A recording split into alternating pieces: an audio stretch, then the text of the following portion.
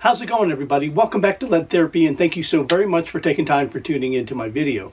If you guys could do me a large favor, after you watch the video, please take time to like, share, and subscribe and hit those post notifications. It really helps the channel out and is greatly appreciated. Connecticut's governor wants to expand the state's assault weapons ban by going after grandfathered in assault weapons. Connecticut Governor Ned Lamont is throwing red meat to his anti-gun supporters ahead of Election Day.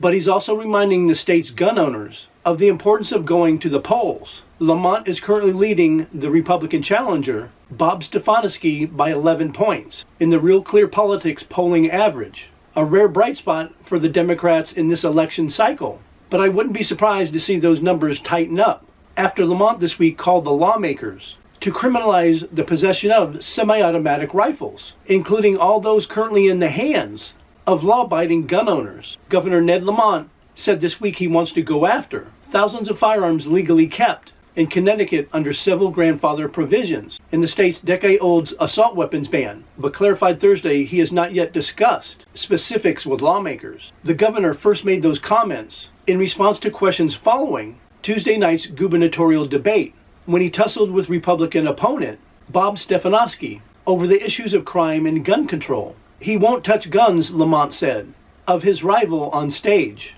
I think those assault-style weapons that are grandfathered should not be grandfathered, Lamont told reporters during a media session following the debate at Mohegan Sun. They should not be allowed in the state of Connecticut. I think they're killers. So the firearms are killers, but the people that actually pull the triggers are not? What sense does that make? We asked whether he was prepared to introduce a bill during the next legislative session to remove the grandfather clause. Lamont said he was, but then provided few details when asked how his administration would go about the task of collecting or removing those weapons that are currently legal to keep. Start by making them illegal, Lamont said. I think that would be a big difference. That is what you start with. Oh, it would be a big difference, all right.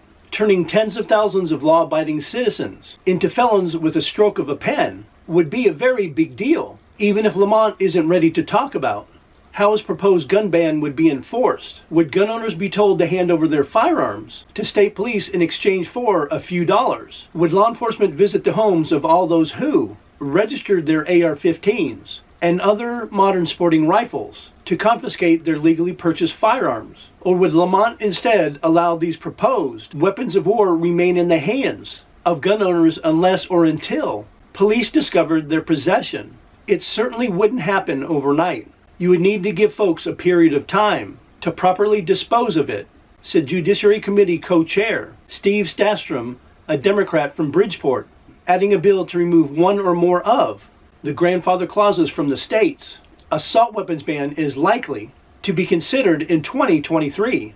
Opponents of the governor's gun policies, however, said that going after tens of thousands of legally owned weapons, which would be a much more complex and sensitive task if you remove a grandfather provision.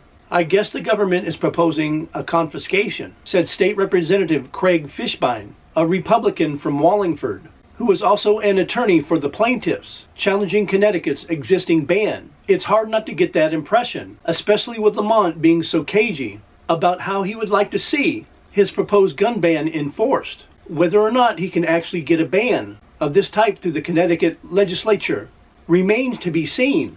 However, Lamont tried to enact a host of new gun control legislation this year, but thanks to the grassroots effort of gun owners and groups like the Connecticut Citizens Defense League, the vast majority of the anti-gun language was stripped from the bill before it was approved, with support from both Democrats and Republicans. I'd love for all of this to be a moot point and see Stefanski replace Lamont in the governor's office next year. But even a red wave might not be enough to dislodge the Democrat from his current position.